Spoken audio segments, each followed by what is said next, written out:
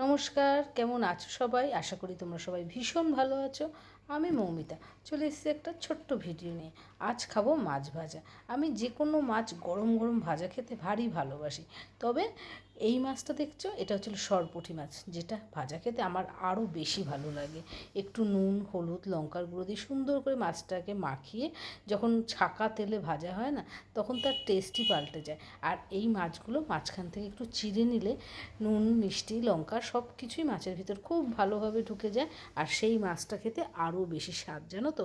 গরম ভাতে মাছ ভাজা দিয়ে খেতে আমি খুব ভালোবাসি। তবে আমার আবার একটা মাছে হয় না, তাই দুটো মাছ নিয়ে নিয়েছি। দুটো মাছ ভাজবো আর তারপরে খাবো। কারণ কি বলতো, আর কিছুই খাবো না, শুধু মাছ ভাজা দিয়ে এক থালা ভাত খেয়ে উঠবো। তাই দুটো মাছ নিয়ে নিয়েছি। মাঝখান দিয়ে চিড়ে হলুদ নুন একদম লাগিয়ে নিয়েছি, সাথে একটু লঙ্কার গুঁড়োও দিয়েছিলাম আর ভালোভাবে মাখিয়ে নিয়েছি।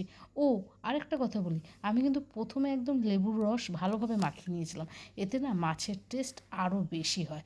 আর এই দিলাম কড়াইয়ের মধ্যে গরম তেলে। এবার এপিট ওপিট করে সুন্দর করে ভেজে নিয়ে যাব গরম ভাতের সাথে খাওয়ার জন্য। এই দেখো নিয়ে চলে এসেছি। আর একটা কিন্তু ভাজতে বসিয়ে দিয়েছি, একটা করে ভাজবো আর খাবো। এই যে মাছটাকে সুন্দর করে ছাড়িয়ে নিলাম। মাছে একটু কাটা হয়, কিন্তু ভালোভাবে ভাজলে সে কাটাটা আর লাগে না গালে। আর এই দেখো গরম গরম ভাতে মাছ ভাজা দিয়ে খেতে ভারী ভালো লাগে। তোমরা কারা কারা ভালো খাও আমাকে কিন্তু অবশ্যই কমেন্ট করবে। গরম গরম ভাতে মাছ ভাজা আমার মনে হয় প্রত্যেকেরই বেশ ভালো লাগে।